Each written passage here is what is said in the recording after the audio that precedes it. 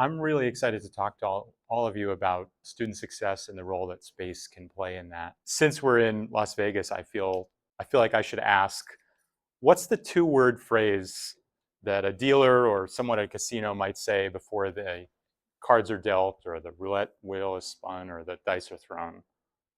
Can anybody think of a two-word phrase they might tell you? Yes, good luck. I think students need more than luck to succeed. I think they need to feel a sense of belonging. They need to have the right support services, and they need opportunities for experiential learning so that they can work on projects that are personally compelling to them, that tap into their interests, that give them opportunities to apply what they're learning and to build relationships and build skills. And these are three building blocks to student success so that students stay in school, so that they graduate, so that they find rewarding, fulfilling careers, so they lead healthy lives, so they contribute to their communities. And I'm really excited to talk about this over the next 45 minutes. We'll do it in three parts. So I'll talk a little bit about belonging. We'll pause for questions and discussion. Act 2, we'll get into support services, pause for questions and discussion. Act 3, we'll dive into experiential learning. You might wonder, where are these insights coming from? Well, they're coming from 20 years of practice where I've been lucky enough to work with more than 100 colleges and universities, and in that impact the lives of more than 1 million students, which is, other than my kids, probably the thing I'm most proud of. And also from the research from my first book, How to Get the Most Out of College, which is really a primer on how students succeed, looking at hundreds of different studies, everything from mentoring to internships to experiential learning and more. And then my next book, which is How Can Folks in Higher Ed and Adjacent to It Work Together to enable that success. And I think we're in for a great discussion. And we're starting off with belonging because I think it's so foundational. A student's sense of belonging, that they're cared for, that they matter, that they're part of a community, that they're part of something bigger, that's like the lens that they look through their experience through. And that's either going to brighten or darken their outlook.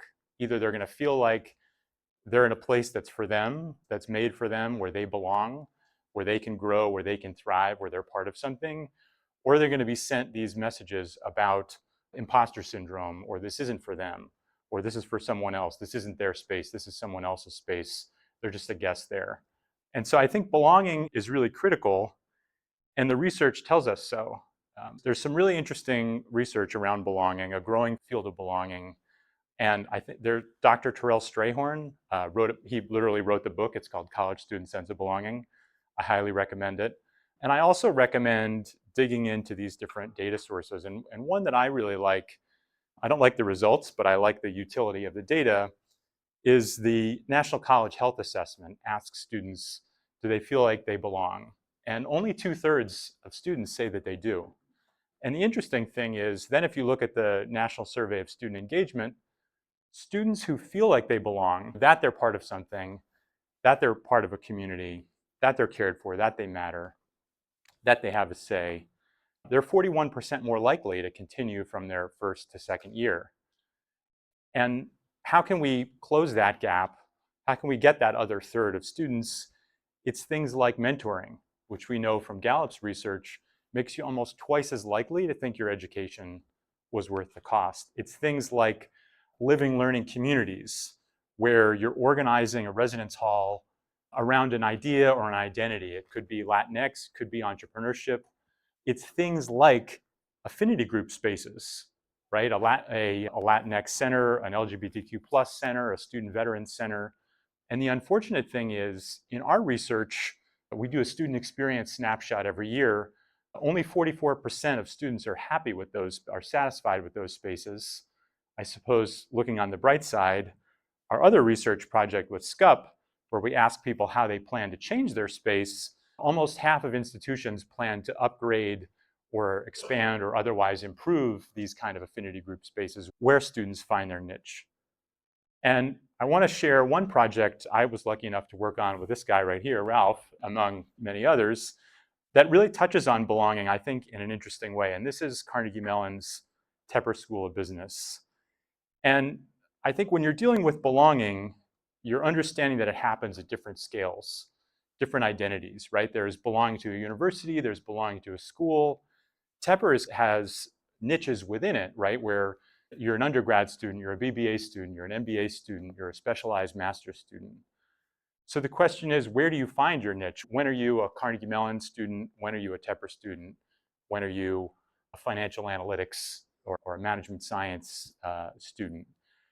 And so in creating this facility, it was really an opportunity for a building to spark the development, moving across Forbes Avenue and anchoring the kind of third great iconic green space on the campus, and create a new kind of business school that was not insular and lined with wood panels, but in fact was opening itself up. And only 2/3 of the space in the business school are actually business school programs. The other third are campus amenities, campus functions, dining, fitness, the campus welcome center, the Center for Teaching and Learning, oodles of study space. And across all these spaces, there are places for students to find their niche. And it might be at an event space that draws the whole campus, or in the lobby, or in a study space. It might be a cluster of PhD students. It might be in the MBA student lounge. It might be in the undergrad student lounge. And as you're thinking about belonging, and as you're thinking about spaces where it's not just the big tent, but it's also places where students find their niche, it's also understanding that belonging happens at the scale of a classroom, right? Where these kinds of discussions, where you can turn to your neighbor and you're not just facing the instructor, those are how relationships are built, peer to peer, student to student, as well as student to professor. And so what can you take away from this kind of example as you think about how space can help students feel that sense of belonging? I think one thing is you can engage students in understanding where and how they feel it and why. You can actually have students conduct an audit of your campus. It may be around the spaces that send them these kinds of messages that they belong, that they matter, that they're part of something, and which spaces don't. I'm a big fan. Portland State Community College, there's a professor, Amara Perez, started this research project called Space Matters, where she trained students and then, as part of a faculty research project, deployed them across the campus to highlight issues and opportunities. Maybe there's signs, maybe there's symbols, maybe there's a location of things. And that uncovered some great opportunities and a sense of ownership over the campus. The other thing you can do to create that sense of ownership is get students to actively program the spaces, right? Have them plan the hackathon, plan the event, introduce the guest speaker. That adds, as well as engage them, of course, in the planning process itself. Those are great ways to build ownership. And I think going back to that survey that talked about only 44% of students are satisfied with affinity or identity spaces, you can make a concerted effort to improve these. And on many of your campus, you've probably seen this, right? They're relegated, the Black Student Union, the Latinx Center, the LGBTQ Center, they're stuffed in a basement, they're relegated to the edges. How can you actually invest in these? That's what Emory did, I think, and they did a really admirable job of small renovations to make big impacts. The second thing students need, more than good luck and hard work, are support services. And this is so crucial because the perception of college as being costly, the reality of it being more complicated and more complex than ever before, means the stakes are higher. For instance, a generation or two ago, a 30-year-old had a 90% chance at having a better standard of living than their parents. Now that's down to a 50-50 shot. That's the Raj Chetty research. So imagine that mindset, that pressure, as you enter college and you think about your career prospects. Now add on to that the complexity of 17 different software platforms, one for advising, one for course registration, one for your learning management system, one to check your grades, another to edit your video, 17 places to get support services, pay your bill, register for classes, get writing support, get tutoring support, see an advisor, get career advice, learn about studying abroad. It's daunting. It's all happening at the time students are living in a world on fire, right? So it's perhaps not surprising that we have a mental health crisis and that students' needs have changed, and so must the ways that we support them so that they can succeed. And I think we're seeing this also in the National College Health Assessment. We're seeing that students reporting that depression has had a severe academic impact, which they define as failing a course, failing a project, or failing a test, a major test. A quarter of students now report that for depression, and that's up 2.5 times since 2008. A third of students say the same about anxiety, which is up 2 times since 2008. And at the same time, we have mounting mental health needs, and we have this mounting cost, complexity, complication. We know there are lots of things that work. For instance, for every 1% more satisfied a student is with their advisor, they're 1.5% more likely to stay in school, to retain. And it's not hard to imagine moving the needle 1 or 2% or 5% or 10% on advising. We know that, for instance, when students use the library, they're 1.44 times more likely to graduate. We know that when you bring those services together so that, for instance, they're not getting the runaround where they can't register for classes, they talk to the registrar says, you have a tuition balance. They go to the bursar, which shouldn't be called the bursar, by the way, because nobody knows what that is. And they say, it's a financial aid problem. So then they go to financial aid and they find out their loan didn't process because there's a typo in their social security number. When you bring those services together, Rand did a study of a whole community college system, 3 percentage point retention bump from bringing those together.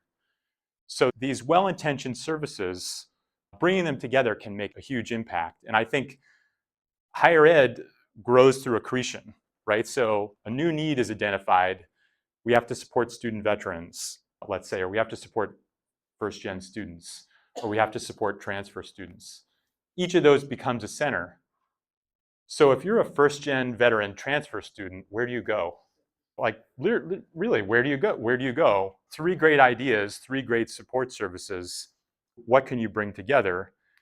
And I would argue one great place to bring a lot of these together, maybe it's the student union, but it could also be the library, because then you can meet students where they are, and you can do that what we were just talking about, where students there's a 2-for-1 or a 3-for-1 because you're meeting them where they are. And interestingly, we did a white paper where we got anonymized sensor data from a company called OcuSpace from 38 universities across 3 years.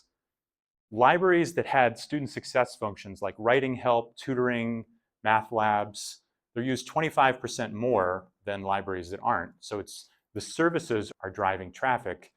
Interesting, we also looked at the size of the library's collection, almost no relationship. The correlation was like 0.2. So it doesn't matter how many books are in your library, it matters how many services are in your library, students will come.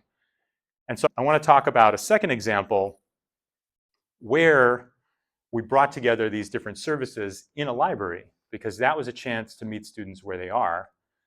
And this was UVA, where they noticed, like a lot of places, that the advising experience can be a little piecemeal, right? You go to one place to learn about study abroad, you go to another place to explore careers, you go to another place to learn about community engagement and service learning. You go to another place to get personal support like counseling, another place to get financial advice or meet with a financial aid advisor. They wanted to take a more holistic approach. They called it total advising. And we helped them take this approach and bring more than 24 different centers together, not in a kind of a fixed food court model, like I'll take one order of study abroad and one order of career development, but in a flexible model where they could share space and do programming together. And so you could learn about, for instance, what are the career implications of studying abroad? And this brought folks together, brought the services together, met students where they are because it brought them into the library where they already were. And then in doing that, it starts to normalize getting help, right? It's not that going to the writing center is this bad thing for students who can't write. Everybody goes to the writing center. It's right there. The librarian can refer you there when you're talking to them about your paper, or everybody goes to the math lab because they can help you polish the graph in your paper that you were just talking about. Thinking about this example from UVA and others, I think there's three things you can do to use space to better deliver student support services. One is to bring them together, right? To co-locate services so that students are more aware of what you're offering. The second is to blend places where students study with places where they get support, so that you are normalizing getting help, so that it's just what everybody does. It's not this othering activity. You don't have to go to the edge of campus. You don't have to go down to the basement of such and such a hall and feel like shit because you need writing help. I loved going to the writing center in college, by the way. It was super helpful. And then as you co-locate staff, that co-location can lead to cooperation and collaboration. So you can do that workshop on studying abroad and your career, or whatever it might be. You start to build a community of practice among these different centers, or between the transfer center, the veterans center, and the first gen center. You can program together and you can build a community of practice among the staff that makes the services and the programs more effective for the student and more efficient to deliver. So I think as we think about Bob's example of students going to their professor's studios, we can all imagine how powerful that experience is, because you're applying the classroom, you're applying the lessons from the classroom or the studio out in a real context. And these are, I think experiential learning should really be everybody's job, because it makes it personal, it makes it applicable. And these are the kinds of experiences where students build relationships, build skills. So you could imagine students in a marketing class, right? And they could come up with a social media strategy for a fictitious company, or they could go find one in the community, a startup, a local healthcare nonprofit. And the impact of the latter is measurably more, right? Because then they're talking to real people with real problems. They're building their portfolio of projects. Maybe that healthcare nonprofit needs an intern this summer. Maybe this is a chance, like the architecture school example, for a student to meet their future self. Maybe their stats class didn't even make sense until they met a market researcher. And then the light bulb went off and they say, oh, this is how I could actually use this stuff. So I think experiential learning opportunities are so critical, but I think a lot of times, I keep going back to the Bob Dana example, a lot of times they happen in pockets just based on personal relationships and the initiative of one faculty member. They're something you do or you might do, they're not who you are. And interestingly, Wiley's State of the Student survey last year, 80% of students said it was important to work on, or very important to work on, company-led projects. They asked the same question of faculty, only 31% offered them. So there's a huge gap there. And as I was mentioning earlier, treating career development as this extra thing that students do in spare time they don't have is really the old model, and you want to bring those together. Unfortunately, that's the exception, not the rule. Only about a quarter of students take a career development class. Only 12% of first years, and then it's up to 24% by the time they graduate. So they may not have had the chance to explore, or they may not have had an internship, which we know from Gallup's research, students who do an internship are almost twice as likely to be engaged at work after, right? To be committed to and enthusiastic about their work, which kind of makes sense intuitively, right? Because if you've done an internship, you've had a chance to try out your own future, right? You didn't study accounting for 4 years, take a job at a big four accounting firm, and then realize, oh shit, this isn't for me. You tried it out earlier on, and it either was or wasn't, or you learned more, you got feedback, right? That's design thinking in action. You're prototyping your own future. Only about 41% of students do an internship, though. And if you're looking at first-gen students, it's down to 27%. And so it's internships, it's semester-long projects, it's company-led projects or community-based projects. These are the things that create those learning experiences that are personal, that build skills, that build relationships, that help students succeed. And the last story I want to tell is about a space at the University of Rochester called the iZone, or the Innovation Zone. And this space grew out of an observation that Rochester had, that a lot of students had ideas about projects with impact that didn't find their natural home in the business school's entrepreneurship center. Because if you want to start a podcast, or you want to do a volunteer project, or you want to start a film series, you don't need to start a company to do that. What you do need is maybe some funding. You need to find teammates. You need to build skills. You need to learn how to go interview people, customer discovery, prototyping, design thinking.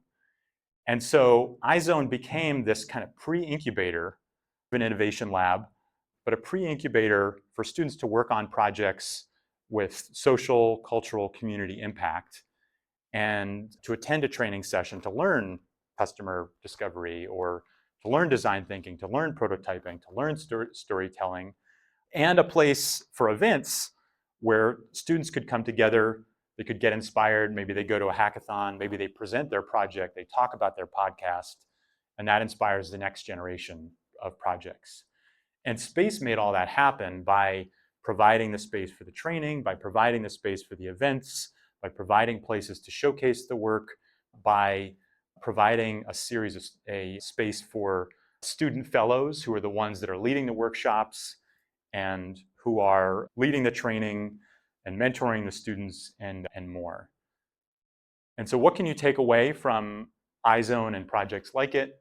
First, I think, is understanding a major shift in pedagogy, right? A major shift in how students learn. And my shorthand from this is we're going from papers to projects, right? Students are still writing papers and taking tests, but they're doing many more projects, often in groups. And those projects are a chance to make an impact, to create something, to prototype something, to present something. And you have to think about the spaces and the services, just to connect back to our previous section, to support those. So if you think about the life cycle of a project, like where do they come together to brainstorm? Where do they write the script and get advice on the script for their video? Where do they practice their presentation? Where do they print a prototype? That might all happen in a library. A library could be a place for this kind of creativity, to bring these services together. It also means providing spaces for students to learn these skills, whether it's formally or informally. It could be at the side of a mentor, a faculty member. It could be in a formal training session. It could be getting inspired at an event space, which helps foster relationships and build the community. I really want to thank you for your time and attention and insights, and a great conversation. If you want to learn more, here are 2 great ways to stay in touch. I'm sharing the insights like I shared today from the book. You can even pre-order it. Thank you so much. Thank you. That was fantastic.